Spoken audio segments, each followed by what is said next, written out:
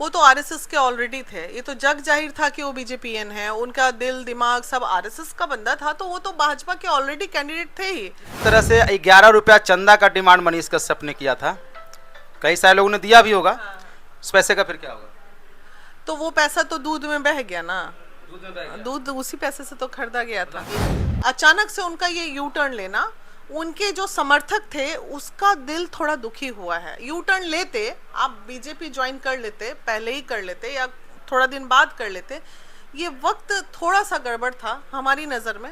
अब कोई मुझे बोल दे कि मेरी सासू माँ बोल दी, मेरी माँ बोल दी, मेरे बाबूजी बोल दिए, मेरे पति बोल दिए, तो ये नहीं चलता है जनप्रतिनिधि वाले। जनप्रतिनिधि मतलब आप जनता की प्रॉपर्टी हैं। मनीष कश्यप जी जिनके ऊपर जनता इतना भरोसा कर रही थी, मनीष कश्यप जी अभी पिछले इंटरव्यू उन्होंने बोला था कि अगले 5 साल तक मैं कोई भी पार्टी में नहीं जाऊंगा, और अभी तुरंत फिर पार्टी में चले गए भाजपा में। इस पे क्या कहिए? वो तो आरएसएस के ऑलरेडी थे, ये तो जग जाहिर था कि वो बीजेपीएन है, उनका दिल दिमाग सब आरएसएस का बंदा था, तो वो तो भाजपा के ऑलरेडी कैंडिडेट थे ही। अभी ये चीज आप खुल के बोल रहे हैं ना, पहले कब नहीं बोले कि वो आरएसएस। जब वो चुनाव लड़ रहे थे तब तो कोई नहीं कह रहा था कि हाँ वो भाजपा में, वो तो निर्दलीय अपना प्रचार कर रहे थे कि मैं ये कर दूंगा, मैं पार्टी से उठ के करूंगा, मैं किसी का झंडा, मेरे पे कोई छाप नहीं है। ठीक है, चले गए, माता जी ने बोला था इसलिए चले गए। अब क्या, तो चुनाव भी नहीं लड़ेंगे? नहीं लड़ेंगे, नहीं लड़ेंगे। क्या फायदा इस तरह से करने से? जायसवाल जी को सेफ करने के लिए, सेफ करने के। संजय जायसवाल जी वैसे भी सेफ थे, तभी वहां से 2-3 बार से वो जीत रहे थे। मनीष कश्यप के आ जाने से सेफ नहीं होंगे। नहीं नहीं, हाँ मनीष जी तो ऐसे भी, मनीष भाई तो ऐसे भी नहीं जीत रहे थे।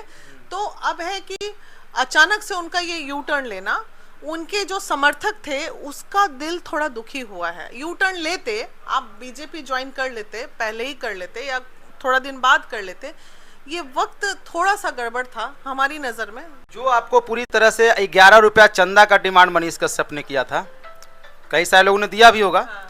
उस पैसे का फिर क्या होगा? तो वो पैसा तो दूध में बह गया ना, दूध में बह गया। दूध उसी पैसे से तो खरीदा गया था। मनीष कश्यप जी की तरफ से दूध था वो पूरा।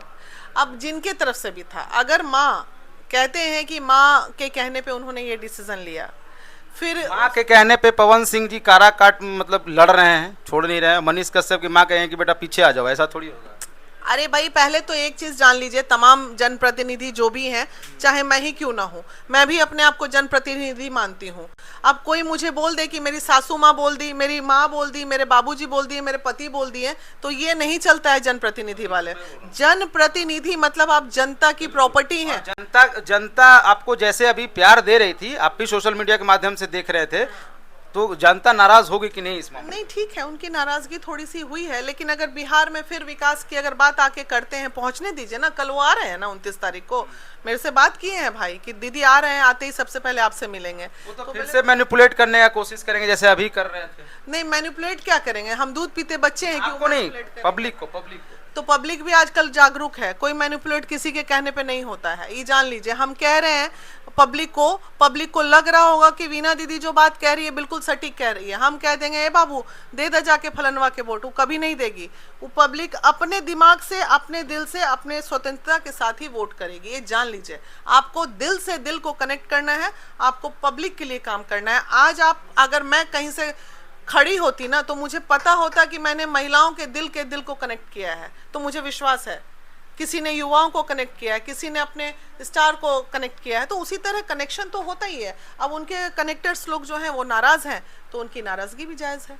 चलिए, बहुत बहुत धन्यवाद। तो ये थी हमारे साथ वीना मानवी जी। कैसा लगा बातचीत आप कमेंट सेक्शन में जरूर लिखिएगा। धन्यवाद।